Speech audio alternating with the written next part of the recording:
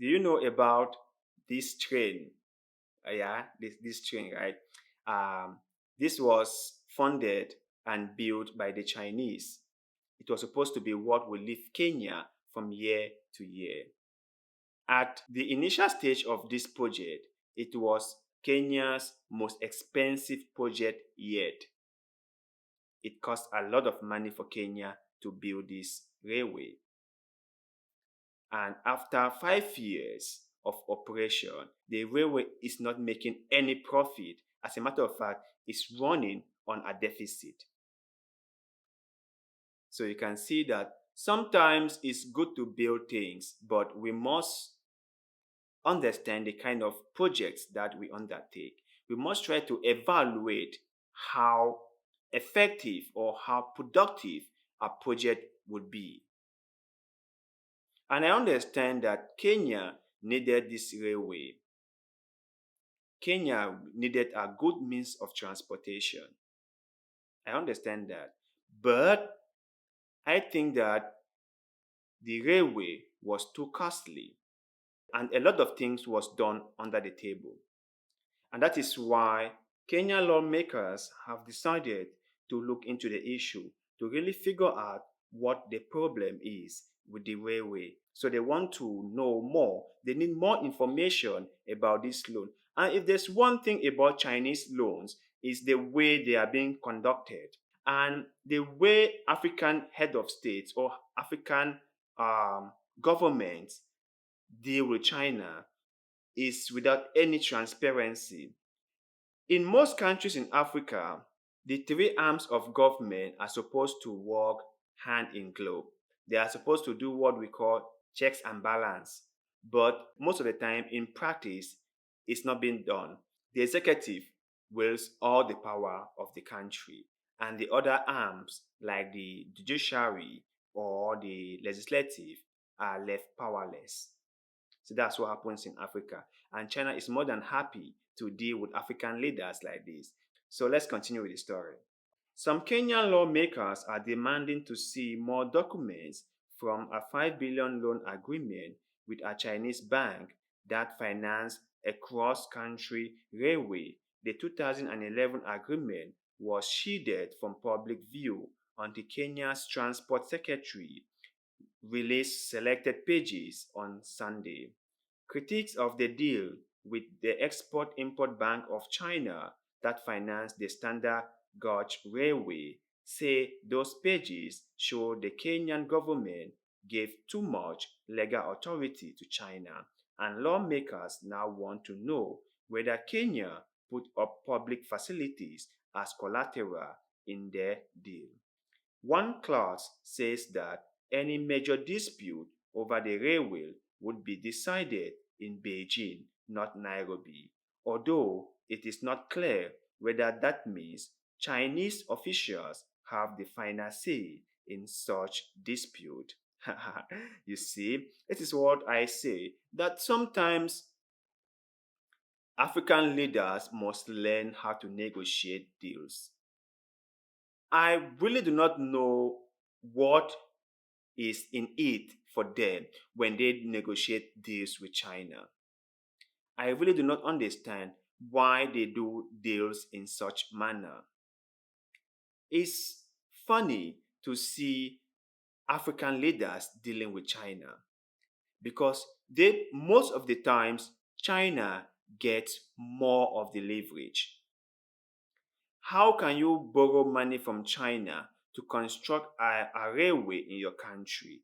And in the deal, it is said that in case of any dispute, it will be resolved in Beijing. Why would you agree to that? And when I say things like this, people think that I'm anti China or I'm anti China. I am not against China. I have nothing against China. I have always regarded China as a business person, not a friend of Africa, a business person who wants to make profit from whatever China is investing in Africa or anywhere around the world. And as such, African leaders must learn to treat China as a business partner, not a friend. China is not helping Africa. China is investing in Africa. China is doing business with Africa. It's not a help. China is not an NGO. China is not a non governmental organization or a non profit organization that moves around the world and help people. China is not a charity organization. China is a business person who wants to make profit. People must always learn to separate these things. People must know these things.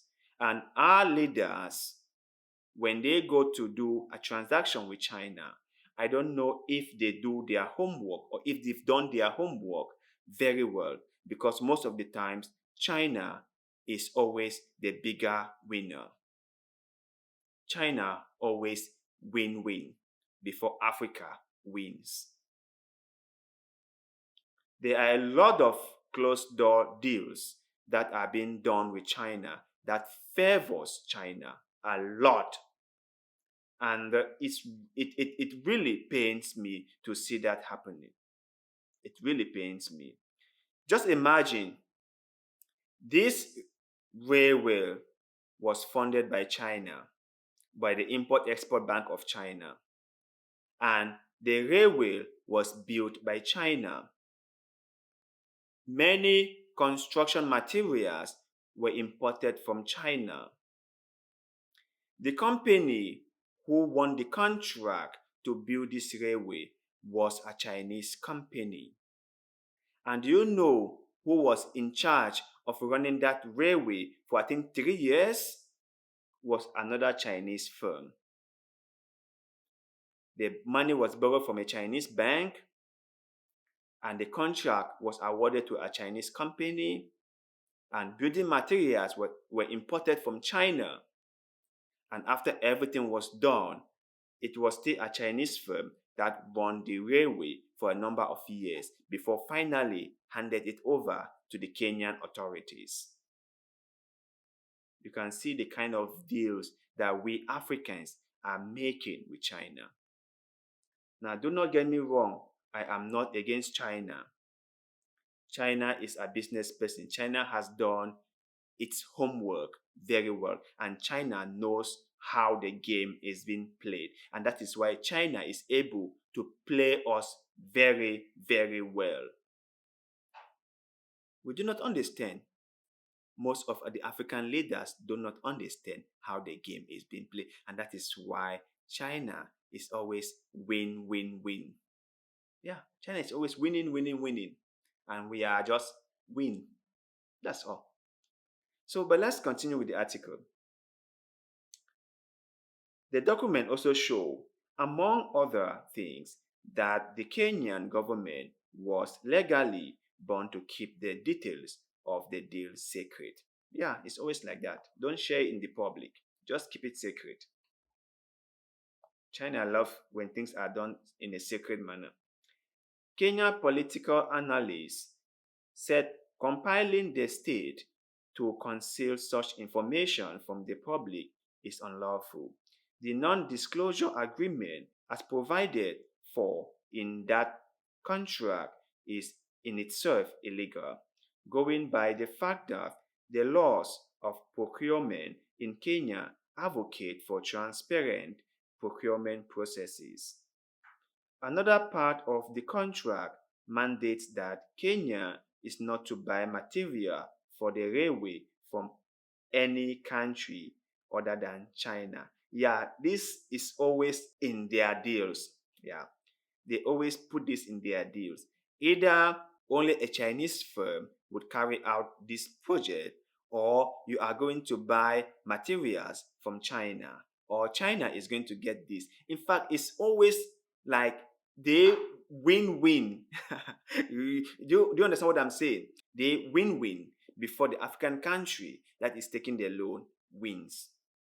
It's like double winning for China, single winning for the African country. Let's continue. Some legislators believe that important details of the contract, like collateral for the loans, are still missing.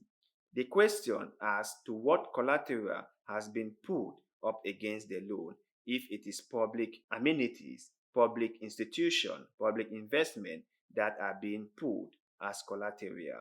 Said a member of the Kenyan parliament, it is only right that Kenyans know because there have been rumors that some government institutions are being put up as infrastructure.